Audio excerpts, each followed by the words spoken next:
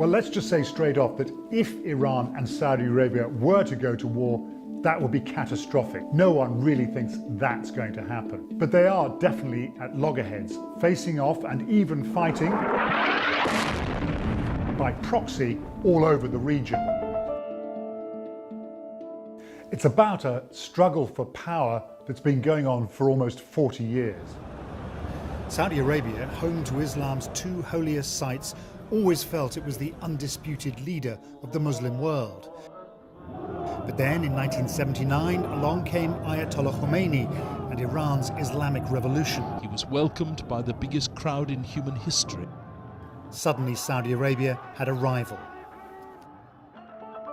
Fast forward to today, and Tehran's influence extends across a broad area of the Middle East, from Iran in the east to Lebanon in the west. Saudi Arabia feels threatened in its own backyard. And then, of course, there's religion, the two countries representing the two rival camps within Islam. Saudi Arabia is Sunni, Iran is Shiite. So this geopolitical rivalry inevitably has religious overtones.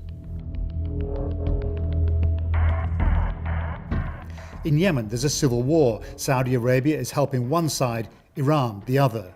In Syria, Iran supports President Assad and has sent troops and militias to fight for him. The Saudis have funded and armed rebel groups.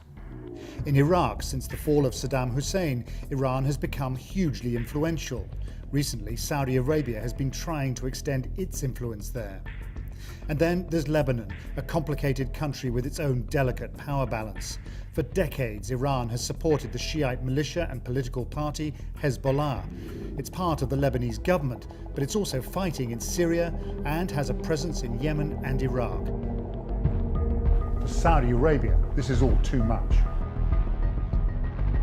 Saudi Arabia's crown prince, who pretty much runs the country, has been sounding increasingly tough on Iran, accusing it of trying to dominate the Muslim world. Most people think the Crown Prince actually ordered the recent resignation of the Prime Minister of Lebanon. The Prime Minister, Saad Hariri, made his shock announcement in Saudi Arabia. I want to say to Iran and its followers that they are losing in their interference in the affairs of the Arab world. The suspicion is that Saudi Arabia is trying to force a confrontation with Hezbollah to weaken its authority and the influence of Iran. If so, this is dangerous territory. It could open up a whole new front in this Cold War between Saudi Arabia and Iran, in a country, Lebanon, that has already seen far too much conflict.